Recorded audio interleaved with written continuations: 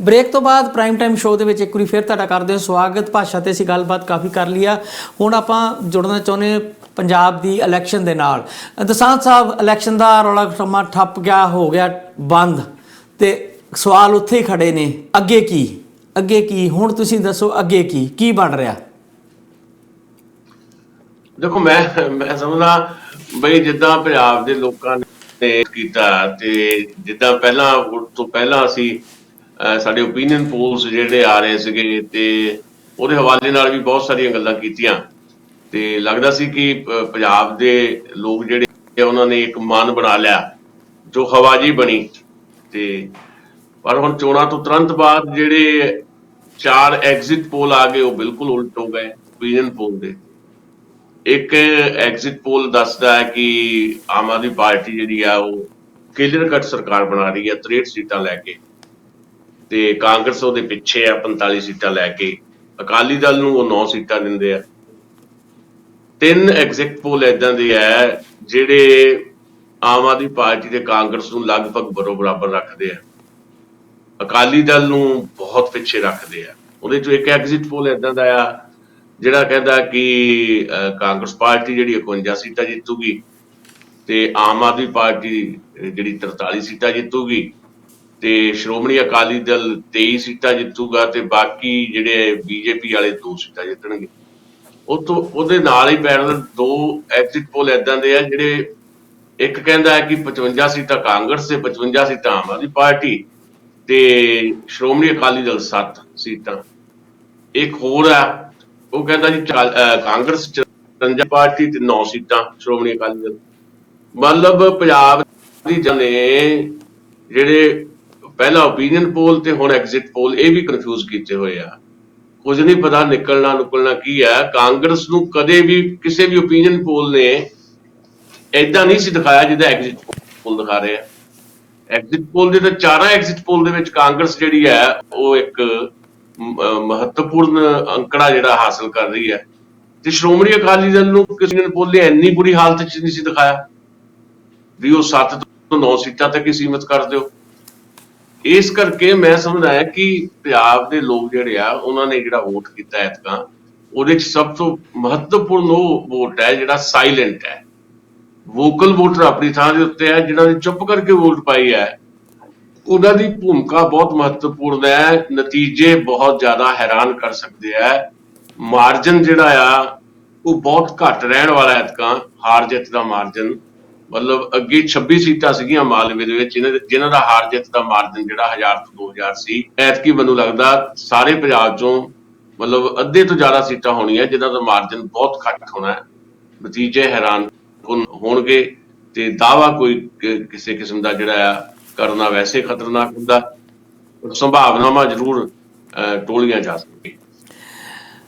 ਕਾਲੋ ਸਾਹਿਬ, ਤੁਸੀਂ ਵੀ ਆਪਣਾ ਓਪੀਨੀਅਨ ਦੇ ਦਿਓ, ਤੁਹਾਨੂੰ ਕੀ ਲੱਗ ਰਿਹਾ? ਆਪਾਂ ਵੀ ਸਾਰੇ ਜਾਣੇ ਜੁੜੇ ਹੋਏ ਹਾਂ ਕਿਸੇ ਨਾ ਕਿਸੇ ਤਰੀਕੇ ਨਾਲ, ਔਰ ਸਾਰੇ ਹੀ ਜਿਹੜੇ ਵੱਡੇ ਜਰਨਲਿਸਟ ਆ ਉਹਨਾਂ ਨੂੰ ਆਪਾਂ ਪੋਲ ਹੋਣ ਤੋਂ ਬਾਅਦ ਲਗਾਤਾਰ ਸੁਣਦੇ ਵੇਖਦੇ ਆ ਰਹੇ ਹਾਂ ਤੇ ਉਹਨਾਂ ਦੀ ਜੋ ਰਾਏ ਸਾਹਮਣੇ ਆ ਰਹੀ ਉਹਦੇ ਆਧਾਰ ਤੇ ਤੁਹਾਡੀ ਕੀ ਰਾਏ ਬਣੀ ਹੁਣ ਤੱਕ?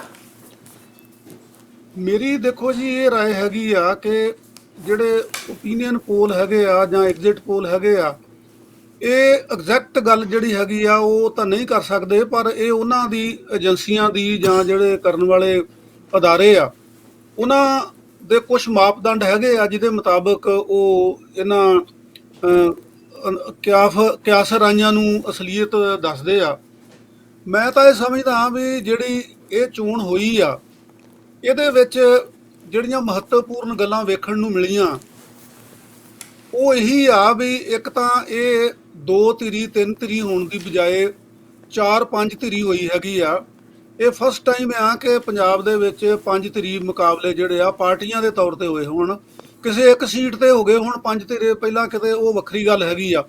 ਦੂਜੀ ਗੱਲ ਇਹ ਆ ਕਿ ਕਿਸਾਨ ਅੰਦੋਲਨ ਦੇ ਪ੍ਰਭਾਵ ਹੇਠ ਲੋਕ ਜਿਹੜੇ ਹੈਗੇ ਆ ਉਹਨਾਂ ਨੇ ਕੈਂਡੀਡੇਟਾਂ ਨੂੰ ਸਵਾਲ ਕੀਤੇ ਹੈਗੇ ਆ ਤੇ ਨਾਲ ਦੀ ਨਾਲ ਜਿਹੜੇ ਮੁੱਦੇ ਸੰਯੁਕਤ ਸਮਾਜ ਮੋਰਚੇ ਨੇ ਉਠਾਏ ਆ ਉਹ ਮਜਬੂਰੀ ਵਸ ਦੂਜੀਆਂ ਪਾਰਟੀਆਂ ਨੂੰ ਵੀ ਉਠਾਉਣੇ ਪਏ ਆ।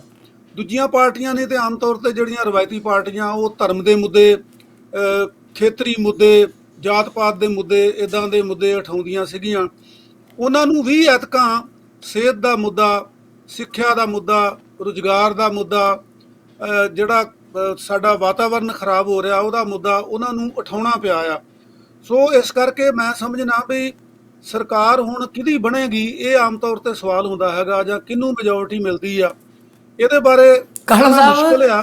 ਕਾਲੋ ਸਾਹਿਬ, ਮੈਂ ਪੂਰੀ ਤਰ੍ਹਾਂ ਤੁਹਾਡੇ ਨਾਲ ਸਹਿਮਤ ਨਹੀਂ ਆ। ਇਹ ਮੁੱਦੇ ਕਿੱਥੇ ਉਠਾਏ ਗਏ ਆ? ਮੈਨੀਫੈਸਟੋ ਤੱਕ ਨਹੀਂ ਦਿੱਤੇ ਗਏ, ਅਖੀਰ ਤੱਕ ਮੁੱਦੇ ਤੇ ਗੌਣ ਹੋ ਗਏ ਸਾਰੇ। ਜਿਸ ਤਰ੍ਹਾਂ ਦਾ ਆਪਾਂ ਸੋਚ ਰਹੇ ਸੀਗੇ ਕਿ ਇਹ ਮੁੱਦੇ ਜਿਹੜੇ ਆ ਯਾਰ ਕੀ ਬਹੁਤ ਮਹੱਤਵਪੂਰਨ ਹੋਣਗੇ, ਉਸ ਪੱਧਰ ਤੇ ਮੁੱਦੇ ਨਹੀਂ ਉੱਠ ਸਕੇ। ਲੋਕ ਕੁਐਸਚਨ ਕਰਦੇ ਰਹਿ ਗਏ, ਪੋਲੀਟੀਕਲ ਪਾਰਟੀਆਂ ਨੇ ਉਹਨਾਂ ਨੂੰ ਗੋਲਿਆ ਹੀ ਨਹੀਂ। ਪੋਲੀਟੀਕਲ ਪਾਰਟੀਆਂ ਦਾ ਜਿਹੜਾ ਜੀ ਮਤਲਬ ਰਵਾਇਤ ਬਣ ਗਈ ਆ ਨਾ, 1995 ਚ ਜਦੋਂ ਮਨਪ੍ਰੀਤ ਬਾਦਲ ਬਾਈ ਇਲੈਕਸ਼ਨ ਲੜੇ ਆ ਗਿੱਦੜਬਾਹ ਤੋਂ, ਉਦੋਂ ਤੋਂ ਲੈ ਕੇ ਇੱਕ ਰਵਾਇਤ ਸ਼ੁਰੂ ਹੋ ਗਈ, ਇੱਕ ਪਿਰਤ ਉਹਨਾਂ ਨੇ ਪਾ ਦਿੱਤੀ ਪੈਸਿਆਂ ਨਾਲ ਵੋਟਾਂ ਖਰੀਦਣ ਦੀ, ਤੇ ਨਾਲ ਮੁੜ ਕੇ ਨਸ਼ੇ ਵੀ ਸ਼ਾਮਲ ਹੋ ਗਏ। ਤੇ 20ਵੀਂ ਸਦੀ ਦੇ ਵਿੱਚ ਜਿਹੜੀਆਂ ਚੋਣਾਂ ਹੋਈਆਂ ਆ, ਉਹਦੇ ਵਿੱਚ ਸਾਰੀਆਂ ਪਾਰਟੀਆਂ ਜਿਹੜੀਆਂ ਉਹ ਇਹ ਵਾਹ ਲਾਉਂਦੀਆਂ ਹੈਗੀਆਂ। ਸਾਰੀਆਂ ਪਾਰਟੀਆਂ ਦੇ ਵਿੱਚ ਮੈਂ ਜਿਹੜੀਆਂ ਕੁਝ ਲੋਕ ਪੱਖੀ ਪਾਰਟੀਆਂ ਆ ਉਹਨਾਂ ਨੂੰ ਨਹੀਂ ਗਿਣਦਾ, ਉਹਨਾਂ ਦੀ ਗਿਣਤੀ ਕਿਉਂਕਿ ਗੌਲਣਯੋਗ ਨਹੀਂ ਹੈ। ਸੋ ਇਹ ਭਾਵੇਂ ਕਾਂਗਰਸ ਹੋਵੇ, ਭਾਵੇਂ ਬੀਜੇਪੀ ਵਾਲਾ ਅਲਾਇੰਸ ਹੋਵੇ, ਤੇ ਭਾਵੇਂ ਅਕਾਲੀ ਦਲ ਦਾ ਅਲਾਇੰਸ ਹੋਵੇ, ਇਹ ਭਾਵੇਂ ਵਿਖਾਉਣ ਨੂੰ ਹੀ ਇਹਨਾਂ ਨੇ ਕੀਤੇ ਹੈਗੇ ਆ। ਮੈਨੀਫੈਸਟੋ ਜਿਹੜੇ ਆ ਉਹਨਾਂ ਦੇ ਵਿੱਚ ਵੀ ਇਹ ਗੱਲਾਂ ਹੈਗੀਆਂ। ਵੱਖਰੀ ਗੱਲ ਆ ਕਿ ਮੈਨੀਫੈਸਟੋ ਜਿੱਦਣ ਚੋਣ ਹੋਣੀ ਸੀ ਉਦਣ ਹੀ ਭਾਵੇਂ ਜਾਰੀ ਕੀਤਾ ਗਿਆ ਹੋਵੇ, ਜਾਂ ਜਿਹੜੀਆਂ ਲੋਕਾਂ ਦੇ ਵਿੱਚ ਹੁਣ ਇੱਕ ਪਿੰਡਾਂ ਦੇ ਵਿੱਚ ਜਦੋਂ ਲੋਕਾਂ ਨੇ ਇਸ਼ਤਿਹਾਰ ਲਾਏ ਕਿ ਆਹ ਸਾਡੇ ਮੁੱਦੇ ਆ, ਆਹ ਸਾਡੇ ਇਲਾਕੇ ਦੇ ਮੁੱਦੇ ਆ, ਤੁਸੀਂ ਕੈਂਡੀਡੇਟ ਸਾਹਿਬ ਦੱਸੋ ਕੀ ਕਰੋਗੇ। ਇਹ ਵੱਖਰੀ ਗੱਲ ਆ ਇਹ ਕਿ ਜਿਸ ਸ਼ਿੱਦਤ ਦੇ ਵਿੱਚ ਜਾਂ ਜਿਸ ਪ੍ਰਪੋਰਸ਼ਨ ਦੇ ਵਿੱਚ ਅਸੀਂ ਮਹਿਸੂਸ ਕਰਦੇ ਸੀਗੇ ਜਾਂ ਲੋਕ ਮਹਿਸੂਸ ਕਰਦੇ ਸੀਗੇ, ਉਸ ਹਿਸਾਬ ਨਾਲ ਲੋਕਾਂ ਨੂੰ ਉਮੀਦ ਇਹ ਸੀਗੀ ਕਿ ਕਿਸਾਨ ਮੋਰਚਾ ਜਦੋਂ ਜਿੱਤ ਕੇ ਪੰਜਾਬ 'ਚ ਆਇਆ ਹੈਗਾ, ਤੇ ਜਿਹੜੀ ਕਿਸਾਨ ਪੱਖੀ ਪਾਰਟੀ ਬਣੇਗੀ, ਜਿਹੜੀ ਧਿਰ ਬਣੇਗੀ, ਉਹਨੂੰ ਉਦਾਂ ਦਾ ਹੁੰਗਾਰਾ ਮਿਲੇਗਾ ਜਿਹੜਾ 2017 ਦੇ ਵਿੱਚ ਆਮ ਆਦਮੀ ਪਾਰਟੀ ਨੂੰ ਮਿਲਿਆ ਸੀਗਾ। ਪਰ ਇੱਥੇ ਸਾਡੇ ਕੋਲ ਸਮਾਂ ਨਹੀਂ ਹੈ ਵੀ ਕਾਰਨ ਅਸੀਂ ਜਾਣ ਸਕੀਏ। ਕਾਰਨ ਭਾਵੇਂ ਕੁਝ ਵੀ ਹੋਣ, ਪਰੰਤੂ ਜਿਹੜੀ ਉਮੀਦ ਕਿਸਾਨ ਪੱਖੀ ਪਾਰਟੀ SSM ਤੋਂ ਕੀਤੀ ਜਾਂਦੀ ਸੀਗੀ, ਉਹ ਕਈ ਕਾਰਨਾਂ ਕਰਕੇ ਲੋਕਾਂ ਦੇ ਵਿੱਚ ਉਸ ਤਰੀਕੇ ਨਾਲ ਘਰ ਨਹੀਂ ਕਰ ਸਕੀ। ਸੋ ਇਸ ਕਰਕੇ ਕੋਈ ਵੀ ਪਾਰਟੀ ਜਿੱਤ ਜਾਵੇ ਤੇ ਉਹਨਾਂ ਦਾ ਹਾਲ ਜਿਹੜਾ ਹੈਗਾ, ਉਹ ਲੋਕਾਂ ਦਾ ਹਾਲ ਕੋਈ ਸੁਧਰਨ ਦੀ ਸੰਭਾਵਨਾ ਕਿਸੇ ਪਾਰਟੀ ਤੋਂ ਨਹੀਂ ਹੈ। ਜੇ ਸੰਭਾਵਨਾ ਸੀਗੀ ਤਾਂ ਉਹ ਪਾਰਟੀ ਜਿਹੜੀ ਆ ਉਹ ਆਪਣੀ ਮਜ਼ਬੂਤੀ ਜਿਹੜੀ ਆ, ਉਹ ਆਪਣੀ ਪਕੜ ਜਿਹੜੀ ਆ ਉਹ ਮਜ਼ਬੂਤ ਨਹੀਂ ਦਿਖਾ ਸਕੀ। ਅੱਛਾ ਦਸਾਂਝ ਸਾਹਿਬ, ਸਮਾਂ ਆਪਣੇ ਕੋਲ ਸੀਮਤ ਹੈ, ਬਹੁਤ ਥੋੜਾ, ਮੇਰੇ ਕੋਲ ਸਵਾਲ ਬੜੇ ਨੇ, ਪਰ ਮੈਂ ਕਾਲੀ ਤੁਹਾਨੂੰ 2-3 ਸਵਾਲ ਇਕੱਠੇ ਹੀ ਪੁੱਛ ਲੈਣਾ, ਤੁਸੀਂ ਸੰਖੇਪ 'ਚ ਜਵਾਬ ਦਿਓ, ਫਿਰ ਆਪਾਂ ਲੈ ਲਾਂਗੇ ਕਾਲੋ ਸਾਹਿਬ ਦਾ ਓਪੀਨੀਅਨ। ਇੱਕ ਤਾਂ ਮੇਰਾ ਇਹ ਸਵਾਲ ਹੈ ਤੁਹਾਨੂੰ ਕਿ ਜਿਹੜੇ ਓਪੀਨੀਅਨ ਪੋਲ ਪਹਿਲਾਂ ਆਏ ਸੀ, ਉਹ ਅਸੀਂ ਕਹਿੰਦੇ ਸੀ ਜਿਹੜੇ ਸਰਵੇ ਦੇ ਨਾਂ ਤੇ ਓਪੀਨੀਅਨ ਪੋਲ ਆ ਪੇਡ ਨੇ ਤੇ ਹਵਾ ਬੰਨਣ ਲਈ ਇਹ ਕੀਤੇ ਜਾਂਦੇ ਆ। ਪਰ ਜਿਹੜੇ ਐਗਜ਼ਿਟ ਪੋਲ ਆ, ਐਗਜ਼ਿਟ ਪੋਲ ਪਹਿਲਾਂ ਤੁਸੀਂ ਕਿਹਾ ਸੀ ਕਿ ਸ਼ਾਇਦ 10 ਤਰੀਕ ਤੋਂ ਪਹਿਲਾਂ ਐਗਜ਼ਿਟ ਪੋਲ ਨਹੀਂ ਆ ਸਕਣਗੇ। ਜੇ ਇਦਾਂ ਦੇ ਐਗਜ਼ਿਟ ਪੋਲ ਆਏ, ਮੈਂ ਨਹੀਂ ਵੇਖੇ ਵੈਸੇ, ਤੇ ਫਿਰ ਹੁਣ ਤੇ ਕੋਈ ਪੋਲੀਟੀਕਲ ਪਾਰਟੀ ਆਪਣੀ ਹਵਾ ਬੰਨਣ ਲਈ ਇਸ ਤਰ੍ਹਾਂ ਦਾ ਐਗਜ਼ਿਟ ਪੋਲ ਨਹੀਂ ਕਰਾ ਸਕਦੀ, ਕਿਉਂਕਿ ਹੁਣ ਤੇ ਜੋ ਹੋਣਾ ਸੀ ਹੋ ਗਿਆ। ਹੁਣ ਤੇ ਸਗੋਂ ਜਿਨ੍ਹਾਂ ਨੇ ਐਗਜ਼ਿਟ ਪੋਲ ਕੀਤੇ ਹੋਣਗੇ ਉਹਨਾਂ ਦੀ ਭਰੋਸੇਯੋਗਤਾ ਦਾਅ 'ਤੇ ਲੱਗੀ ਹੋਊਗੀ ਕਿ ਉਹ ਗਲਤ ਅੰਕੜੇ ਦੇਣਗੇ ਤੇ ਉਹਨਾਂ ਦੀ ਬਦਨਾਮੀ ਹੋਊਗੀ, ਉਹਨਾਂ ਦੀ ਭਰੋਸੇਯੋਗਤਾ ਖੁੱਸੂਗੀ। ਦੂਜੇ ਪਾਸੇ ਮੈਂ ਇੱਕ ਸਵਾਲ ਤੁਹਾਨੂੰ ਇਹ ਪੁੱਛਣਾ ਆ ਕਿ ਕਿਆ ਇਹ ਗਿਆ ਕਿ 2 ਵਜੇ ਤੱਕ ਸ਼ਹਿਰਾਂ ਦੀਆਂ ਜਿਹੜੀਆਂ ਗਰੀਬ ਬਸਤੀਆਂ, ਝੁੱਗੀ ਝੋਪੜੀਆਂ, ਉੱਥੋਂ ਕੋਈ ਵੋਟਰ ਬਾਹਰ ਨਹੀਂ ਨਿਕਲਿਆ, ਉਹ ਉਡੀਕਦੇ ਰਹੇ ਕਿ ਸਾਡੀਆਂ ਵੋਟਾਂ ਦੇ ਪੈਸੇ ਦੇਣ ਜਿਹੜਾ ਆਏਗਾ ਉਹਨੂੰ ਵੋਟਾਂ ਪਾ ਦਾਂਗੇ। ਇਹ ਵਰਤਾਰਾ ਸ਼ਰੇਆਮ ਚੱਲਦਾ ਰਿਹਾ, ਸ਼ਰਾਬ ਵੀ ਵਰਤਾਈ ਜਾਂਦੀ ਰਹੀ, ਪੈਸੇ ਵੀ ਵੰਡੇ ਜਾਂਦੇ ਰਹੇ, ਸਭ ਕੁਝ ਇਲੈਕਸ਼ਨ ਕਮਿਸ਼ਨ ਦੀਆਂ ਅੱਖਾਂ ਦੇ ਸਾਹਮਣੇ ਹੋਇਆ। ਫਿਰ ਉਸ ਤੋਂ ਬਾਅਦ ਇੱਕ ਹੋਰ ਖਬਰ ਸਾਹਮਣੇ ਆਈ ਕਿ ਲੰਬੀ ਵਿੱਚ ਜਿਹੜੇ ਕਾਂਗਰਸ ਦੇ ਬੂਥ ਦੇ ਉੱਤੇ ਇੰਚਾਰਜ ਲੱਗੇ ਹੁੰਦੇ ਏਜੰਟ, ਉਹ ਖੁਦ ਬਾਦਲ ਸਾਹਿਬ ਨੂੰ ਵੋਟਾਂ ਭੁਗਤਾ ਰਹੇ ਸੀ। ਉਹਨਾਂ ਨੂੰ ਲੱਗ ਰਿਹਾ ਸੀਗਾ ਕਿ ਬਾਦਲ ਸਾਹਿਬ ਨੂੰ ਜਾਂਦੀ ਵਾਰੀ ਜਿਤਾਉਣਾ ਹੈ, ਹਾਰਨ ਨਹੀਂ ਦੇਣਾ, ਤੇ ਉਹੋ ਹੀ ਵਰਤਾਰਾ ਦਿਖਿਆ ਜਿਹੜਾ 2017 'ਚ ਪੋਲੀਟੀਕਲ ਪਾਰਟੀਆਂ ਦਾ ਆਪਸ 'ਚ ਰਲਗੱਡ ਹੋਣ ਵਾਲਾ ਵਰਤਾਰਾ ਸੀਗਾ। ਕੀ ਇਹ ਸਾਰਾ ਕੁਝ ਜਿਹੜਾ ਖੌਫ ਹੈ, ਡਰ ਹੈ, ਇਹਦੇ ਪਿੱਛੇ ਕੀ ਕਾਰਨ ਆ? ਥੋੜ੍ਹਾ ਜਿਹਾ ਬਰੀਫ 'ਚ ਰੱਖਿਓ ਤੇ ਆਪਾਂ ਫਿਰ ਕਾਲੋ ਸਾਹਿਬ ਦੀ ਵੀ ਲਵਾਂਗੇ ਥੋੜ੍ਹੀ ਜਿਹੀ ਤੇ ਰਾਏ।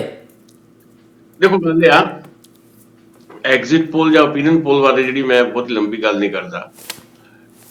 ਕੱਲ ਇੱਕ ਸਧਾਰਨ ਵੋਟ ਤਾਂ ਪੈ ਚੁੱਕੀ। ਕੱਲ ਇੱਕ ਸਧਾਰਨ ਵੋਟਰ, ਮੈਂ ਇੱਕ ਦੁਕਾਨ ਤੇ ਗਿਆ ਸੀ ਤੇ ਉਹਨੂੰ ਮੈਂ ਪੁੱਛਿਆ ਮੈਂ ਕਿਹਾ ਵੀ ਤੁਹਾਡੇ ਹਲਕੇ 'ਚ ਕੌਣ ਜਿੱਤ ਜੂ, ਮੋਹਾਲੀ ਦੀ ਗੱਲ ਹੈ। ਜੀ। ਉਹ ਕਹਿੰਦਾ ਜੀ ਸਾਡੇ ਹਲਕੇ ਦੀ ਛੱਡੋ, ਸਾਰੇ ਪੰਜਾਬ ਦੇ ਵਿੱਚ ਐਤਕੀ ਜਿੰਨੀਆਂ ਪਾਰਟੀਆਂ ਸਾਰੀ ਜਾਣਾ, ਜਿੱਤਣਾ ਤਾਂ ਬੰਦੇ ਆ, ਜਿਹੜਾ ਕੋਈ ਲੋਕਾਂ ਦੇ ਵਿੱਚ ਵਿਚਰਦਾ ਰਿਹਾ ਹੋਏਗਾ ਉਹੀ ਜਿੱਤਣਾ। ਮੋਹਾਲੀ 'ਚ ਵੀ ਉਹਦਾ ਇਦਾਂ ਦਾ ਹੀ ਦਾਅਵਾ ਸੀ। ਸੋ ਪਾਰਟੀਆਂ ਹਾਰ ਰਹੀਆਂ ਤੇ ਜਿਹੜੇ ਬੰਦੇ ਨੇ ਉਹ ਜਿੱਤਣਗੇ। ਇੱਕ ਭਾਵਨਾ ਤਾਂ ਲੋਕਾਂ 'ਚ ਇਹ ਹੈ, ਓਵਰਆਲ ਜਿਹਨੇ ਜਿੱਤ ਜਾਣਾ ਨਾ ਤਾਂ ਪਾਰਟੀ ਦਾ ਹੋਣਾ ਵੀ ਫਲਾਨੀ ਪਾਰਟੀ ਨੇ ਇੰਨੀਆਂ ਸੀਟਾਂ ਜਿੱਤ ਰਹੀਆਂ, ਪਰ ਇਹ ਗੱਲ ਐਤਕਾਂ ਲੋਕ ਦੇਖ ਰਹੇ ਆ। ਜਿਹੜਾ ਪੋਜ਼ਿਟਿਵ ਸੋਚ ਮੰਨਦੇ ਹੋ ਨਾ? ਬਿਲਕੁਲ ਪੋਜ਼ਿਟਿਵ ਹੀ ਹੈ, ਠੀਕ ਹੈ, ਪੋਜ਼ਿਟਿਵ ਹੈ, ਨੋ ਡਾਊਟ। ਮੈਂ ਕਿਹਾ ਕਈ ਵਾਰ ਆਪਾਂ ਆਈਡੀਓਲੋਜੀ ਦੀ ਗੱਲ ਕਰ ਲੈਂਦੇ ਹੁੰਦੇ ਆ ਨਾ, ਮੇਰਾ ਮਤਲਬ ਵੀ ਜੇ ਇੰਡੀਵਿਜੂਅਲ ਨੂੰ ਦੇਖ ਕੇ, ਚਿਹਰਿਆਂ ਨੂੰ ਵੇਖ ਕੇ ਲੋਕ ਵੋਟਾਂ ਪਾ ਰਹੇ ਆ। ਆਈਡੀਓਲੋਜੀ ਦਾ ਮਾਮਲਾ ਬਿਲਕੁਲ ਡਿਫਰੈਂਟ ਇਸ ਕਰਕੇ ਹੈ। ਹਾਂ, ਉਹ ਇੱਕ ਪੂਰੀ ਦੀ ਪੂਰੀ ਮੂਵਮੈਂਟ ਦੇ ਨਾਲ ਜੁੜਿਆ ਹੋਇਆ ਮਾਮਲਾ ਹੁੰਦਾ, ਤੇ ਉਦੋਂ ਆਈਡੀਓਲੋਜੀ ਜਿਹੜੀ ਬੜੀ ਅਹਿਮ ਉੱਥੇ ਜਿਹੜੀ ਕਾਰਜਸ਼ੀਲ ਹੁੰਦੀ ਹੈ। ਹੁਣ ਜਦੋਂ ਸਥਿਤੀਆਂ ਇਦਾਂ ਦੀਆਂ ਬਣ ਗਈਆਂ ਕਿ ਇੱਥੇ ਤੁਹਾਡੇ ਕੋਲ ਜੇ ਆਪਸ਼ਨਸ ਤਾਂ ਹੈਗੀਆਂ, ਪਰ ਜਿਨ੍ਹਾਂ ਦਾ ਜ਼ਿਕਰ ਹੁਣੇ ਕੀਤਾ ਪ੍ਰੋਫੈਸਰ ਜਗੀਰ ਕਾਹਲੋਂ ਨੇ, ਪਰ ਉਹ ਜੇ ਆਪਣੇ ਆਪ ਨੂੰ ਪੇਸ਼ ਹੀ ਨਹੀਂ ਕਰ ਸਕੇ ਤਾਂ ਕੀ ਕੀਤਾ ਜਾ ਸਕਦਾ। ਲੋਕਾਂ ਨੇ ਤੇ ਆਪਣੀ ਮਰਜ਼ੀ ਨਾਲ ਜਿਹੜੀਆਂ ਉਹਨਾਂ ਦੀਆਂ ਲੋੜਾਂ ਥੋੜ੍ਹੀਆਂ ਜੁੜੀਆਂ ਹੋਈਆਂ, ਉਹ ਲੋੜਾਂ ਦੇ ਵੇਲੇ ਕੌਣ ਉਹਨਾਂ ਦੇ ਕੰਮ ਆਉਂਦਾ ਉਹਨੂੰ ਦੇਖਣਾ ਨਾ ਲੋਕਾਂ ਨੇ। ਪਿਛਲੀ ਵਾਰੀ ਆਮ ਆਦਮੀ ਪਾਰਟੀ ਜਿੱਤਦੀ ਇਸੇ ਕਰਕੇ ਹਾਰ ਗਈ ਵੀ ਲੋਕਾਂ ਨੂੰ ਲੱਗਾ ਵੀ ਜਿਤਾ ਵੀ ਤੇ ਸਾਡੇ ਮਸਲੇ ਕਚਹਿਰੀਆਂ ਵਾਲੇ ਹੱਲ ਕਰਾਉਣਗੇ, ਇਹਨਾਂ ਦੇ ਪੱਲੇ ਕੱਖ ਹੈ ਨਹੀਂ। ਕਈ ਕਾਰਕ ਹੁੰਦੇ ਆ। ਜਿਹੜੀ ਤੁਸੀਂ ਓਪੀਨੀਅਨ ਪੋਲ ਤੇ ਐਗਜ਼ਿਟ ਪੋਲ ਦੀ ਗੱਲ ਠੀਕ ਹੈ ਕਿ ਓਪੀਨੀਅਨ ਪੋਲ ਤਾਂ 99% ਪੇਡ ਸੀਗੇ, ਪੇਡ ਹੀ ਹੁੰਦੇ ਅੱਜ ਕੱਲ, ਪਿਛਲੇ 30-32 ਇਹ ਕੰਮ ਚੱਲ ਪਿਆ। ਪਰ ਜਿਹੜੇ ਐਗਜ਼ਿਟ ਪੋਲ ਹੈ ਉਹ ਕੋਈ ਪੇਡ ਕਿਉਂ ਕਰੂਗਾ, ਕਿਉਂਕਿ ਉਹਨਾਂ ਦੀ ਭਰੋਸੇਯੋਗਤਾ ਦਾ ਮਾਮਲਾ ਹੈ। ਤਾਂ ਪੰਜਾਬ ਦੇ ਹਵਾਲੇ ਨਾਲ ਮੈਂ ਦੱਸਦਾ ਵੀ ਇਹ ਗੱਲ ਤੁਹਾਡੀ ਠੀਕ ਹੈ ਕਿ ਐਗਜ਼ਿਟ ਪੋਲ ਜਿਹੜੇ ਆ ਸ਼ਾਇਦ ਪੇਡ ਨਹੀਂ ਹੈ, ਪਰ ਫਿਰ ਵੀ ਜੇ ਇਹ ਸਾਰੀਆਂ ਸਥਿਤੀਆਂ ਉਹ ਦੱਸ ਰਹੇ ਆ ਕਿ ਆਹ ਨਤੀਜੇ ਆਉਣ ਵਾਲੇ ਆ, ਉਹਦੇ 'ਚ ਜਿੱਦਾਂ ਸ਼੍ਰੋਮਣੀ ਅਕਾਲੀ ਦਲ ਦਾ ਮੈਂ ਜ਼ਿਕਰ ਕੀਤਾ ਵੀ ਉਹਨੂੰ ਤਾਂ ਘੱਟੋ ਘੱਟ 7 ਤੇ ਵੱਧ ਤੋਂ ਵੱਧ 9 ਸੀਟਾਂ ਤੋਂ ਅੱਗੇ ਕੋਈ ਵੀ ਨਹੀਂ ਗਿਆ। ਐਗਜ਼ਿਟ ਪੋਲ ਨੇ 23 ਸੀਟਾਂ ਦੱਸੀਆਂ ਉਹਦੀਆਂ। ਕਾਰਨ ਇਹਦਾ ਕੀ ਹੈ? ਕਿਉਂਕਿ ਐਗਜ਼ਿਟ ਪੋਲ ਹੁੰਦਾ ਜਦੋਂ ਬੰਦਾ ਆਉਂਦਾ, ਬਾਹਰ ਆ ਕੇ ਉਹਨੂੰ ਪੁੱਛਿਆ ਜਾਂਦਾ ਵੀ ਹਾਂ ਦੱਸ ਭਾਈ ਇਹਨੂੰ ਵੋਟ ਪਾ ਕੇ ਆਇਆ, ਉਹਦੇ ਹਿਸਾਬ ਦੇ ਨਾਲ ਉਹ ਜਿਹੜਾ ਆ ਐਗਜ਼ਿਟ ਪੋਲ ਦਾ ਜਿਹੜਾ ਅੰਕੜਾ ਉਹ ਤਿਆਰ ਕਰਦੇ। ਹੁਣ ਇੱਥੇ ਮਸਲਾ ਕੀ ਹੈ, ਜਿਹੜੀ ਮੈਂ ਗੱਲ ਕਈ ਦਿਨ ਤੋਂ ਕਹਿ ਰਿਹਾ, ਉਹ ਮੈਂ ਇਹ ਕਹਿ ਰਿਹਾ ਕਿ ਪੰਜਾਬ ਦੇ ਵਿੱਚ ਸਭ ਤੋਂ ਜ਼ਿਆਦਾ ਜੇ ਕੋਈ ਵੋਕਲ ਵੋਟਰ ਇਸ ਵੇਲੇ ਹੈ ਤਾਂ ਉਹ ਆਮ ਆਦਮੀ ਪਾਰਟੀ ਦਾ। ਜਿਹੜਾ ਦੱਸਦਾ ਆ, ਐਲਾਨੀਆਂ ਦੱਸਦਾ ਵੀ ਆਮ ਆਦਮੀ ਪਾਰਟੀ ਜਿੱਤੂਗੀ, ਵੋਟ ਪਾਉਣ ਤੋਂ ਪਹਿਲਾਂ ਵੀ ਦੱਸਦਾ ਸੀ ਉਹਨੂੰ ਪਾਉਣੀ ਹੈ, ਵੋਟ ਪਾ ਕੇ ਵੀ ਕਹਿੰਦਾ ਠੋਕ ਵਜਾ ਕੇ ਮੈਂ ਤਾਂ ਆਮ ਆਦਮੀ ਪਾਰਟੀ ਨੂੰ ਵੋਟ ਪਾਈ ਹੈ। ਦੂਜੇ ਨੰਬਰ ਤੇ ਐਗਜ਼ਿਟ ਪੋਲ ਦੇ ਮੁਤਾਬਕ ਉਹ ਕਾਂਗਰਸ ਦਾ। ਇਹਦਾ ਇੱਕ ਮਤਲਬ ਇਹ ਹੋਇਆ ਕਿ ਸ਼੍ਰੋਮਣੀ ਅਕਾਲੀ ਦਲ ਨੂੰ ਘੱਟੋ ਘੱਟ, ਮੈਂ ਤਾਂ ਇਹਨਾਂ ਕਮਜ਼ੋਰ ਦੀ ਸਮਝਦਾ ਸਥਿਤੀਆਂ ਦੇ ਮੁਤਾਬਕ, ਸ਼੍ਰੋਮਣੀ ਅਕਾਲੀ ਦਲ ਨੂੰ ਵੋਟ ਪਾਉਣ ਵਾਲਾ ਜਿਹੜਾ ਵੋਟਰ ਸੀ ਉਹ ਜ਼ਿਆਦਾ ਸਾਇਲੈਂਟ ਸੀ, ਉਹਨੇ ਚੁੱਪ-ਚਪੀਤੇ, ਬਾਕੀ ਤਾਂ ਨਤੀਜੇ ਦੱਸਣਗੇ।